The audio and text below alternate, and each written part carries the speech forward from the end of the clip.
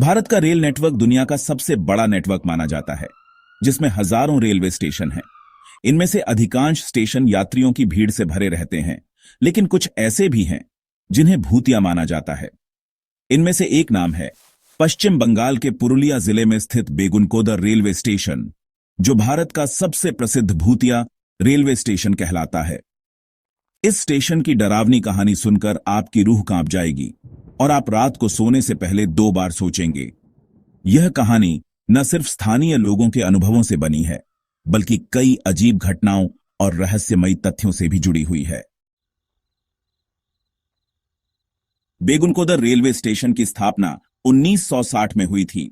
इसे संथाल रानी लछन कुमारी और भारतीय रेलवे के संयुक्त प्रयासों से बनाया गया था, ताकि आसपास के गांवों के लोगों को रेल सुविधा मिल सके। शुरुआत में यह स्टेशन एक व्यस्त केंद्र था, जहां लोग रोजाना आते जाते थे। ट्रेनें समय पर आती थीं और स्टेशन पर चाय की दुकानें, फल बेचने वाले और छोटे मोटे स्टॉल्स हमेशा गुलजार रहते थे। लेकिन साल 1967 में एक ऐसी घटना हुई जिसने इस स्टेशन को हमेशा के लिए बदल दिया। उस साल एक रेलवे कर्मचारी रामदास, जो स्टेशन पर रात की ड्यूटी करता था, ने एक अजीब अनुभव साझा किया।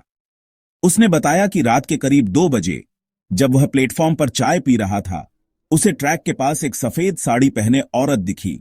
उस औरत के लंबे बाल हवा में लहरा रहे थे और उसका चेहरा ढका हुआ था। रामदास ने सोचा कि शायद कोई यात्री खो गया है और वह उसकी मदद करने के लिए आगे बढ़ा, लेकिन जैसे ही वह औरत के पास पहुंचा, वह गायब हो गई। रामदास ने यह बात अपने साथियों को बताई, लेकिन किसी ने उसकी बात पर यकीन नहीं किया।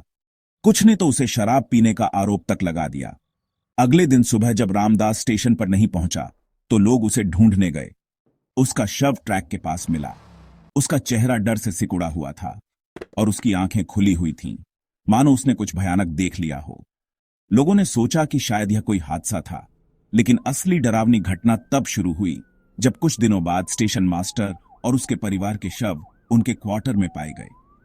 स्टेशन मास्टर की पत्नी, 2 बच्चे और वह खुद, सभी की मौत रहस्यमयी तरीके से हुई थी। उनके शरीर पर कोई चोट के निशान नहीं थे, लेकिन उनके चेहरों पर डर साफ दिख रहा था। पुलिस ने इस मामले की जांच की, लेकिन कोई ठोस सबूत नहीं मिला और यह केस अनसुलझा रह गया। इस घटना के बाद गांव वालों और यात्रियों ने दावा करना शुरू कर दिया कि स्टेशन पर एक सफेद साड़ी वाली औरत की भूतिया छाया रात में ट्रैक पर घूमती है। लोग कहते हैं कि यह औरत एक ऐसी लड़की की आत्मा है जो कई साल पहले ट्रेन हादसे में मारी गई थी। स्थानीय किंवदंतियों के अनुसार यह लड़की का नाम राधा था, जो एक गरीब परिवार से थी। राधा का सपना था कि वह शहर जाकर पढ़ाई करे, लेकिन उसकी आर्थिक स्थिति खराब थी। एक दिन वह एक ट्रेन से अपने गांव से कोलकाता जा रही थी, लेकिन रास्ते में ट्रेन का एक्सीडेंट हो गया। राधा की मौत हो गई और उसकी लाश कभी नहीं मिली। कुछ लोग कहते हैं कि राधा की आत्मा को शांति नहीं मिली क्योंकि उसका सपना अधूरा रह गया। वह अब स्टेशन पर भटकती है और उन लोगों को परेशान करती है जो रात में वहां रुकते हैं। एक और कहानी यह भी है कि राधा की आत्मा स्टेशन मास्टर और उसके परिवार की मौत के लिए जिम्मेदार थी, क्योंकि स्टेशन मास्टर ने उसकी मौजूदगी को नजरअंदाज किया था। कुछ गांव वालों का मानना है कि राधा की आत्मा बदला ले रही थी, क्योंकि स्टेशन मास्टर ने उसकी मदद करने से मना कर दिया था जब वह जिंदा थी। धीरे धीरे इस स्टेशन की खबर पूरे इलाके में फैल गई। यात्री ट्रेन से उतरने से डरने लगे और स्टेशन पर काम करने वाले कर्मचारी भी वहां से भाग गए।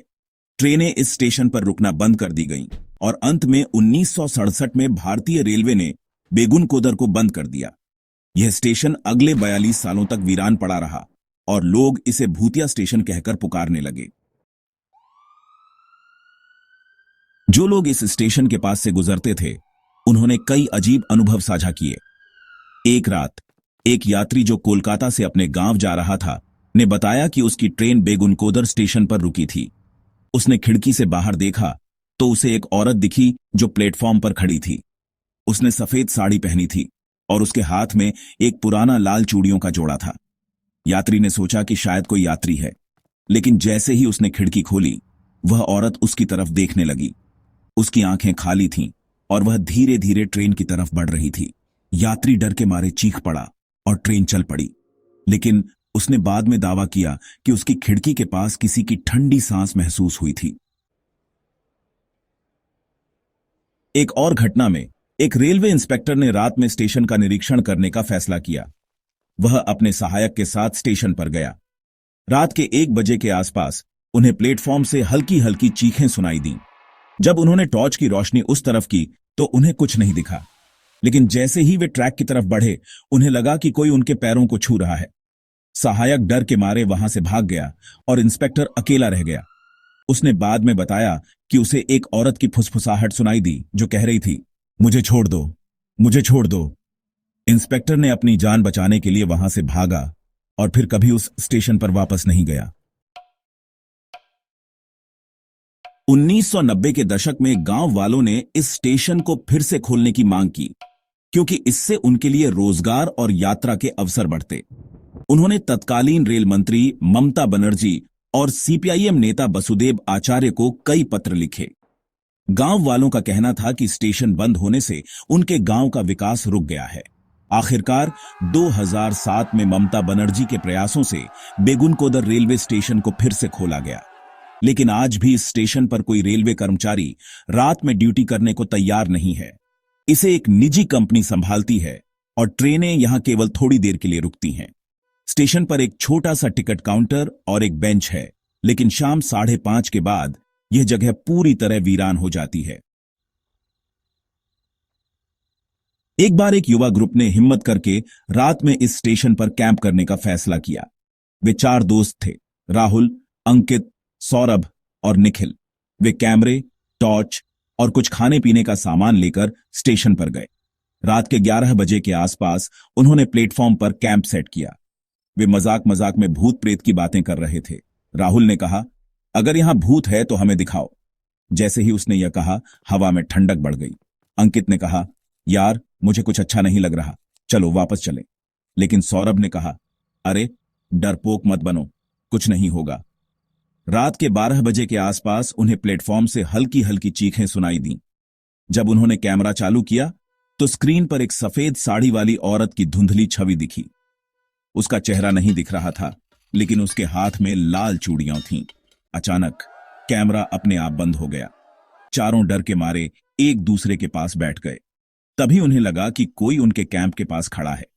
निखिल ने टॉर्च की रोशनी उस तरफ की तो उन्होंने एक औरत को देखा। वह सफेद साड़ी में थी और उसके लंबे बाल हवा में लहरा रहे थे। उसने चारों की तरफ देखा और धीरे धीरे उनकी तरफ बढ़ने लगी। राहुल चीख पड़ा, भागो। चारों ने अपने सामान छोड़कर वहां से भागना शुरू किया। वे जंगल के रास्ते से भागते रहे और सुबह होने तक वे अपने गांव पहुंच गए। लेकिन उनके कैमरे में वह वीडियो आज भी सुरक्षित था, जिसमें वह भूतिया छवि कैद हो गई थी। कई लोग कहते हैं कि यह सब गांव वालों का बनाया हुआ डरावना मिथक था, ताकि वे पर्यटकों को लूट सकें।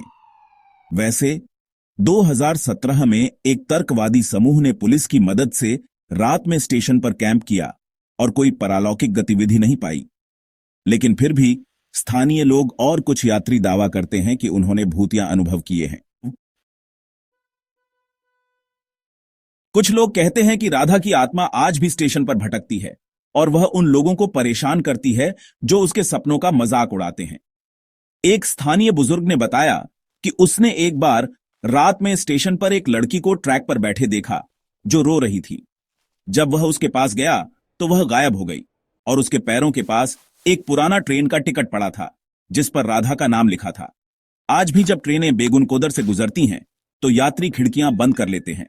शाम 5:30 के बाद स्टेशन पूरी तरह वीरान हो जाता है। लोग कहते हैं कि रात में वहां जाने वाला कोई भी सुरक्षित नहीं है।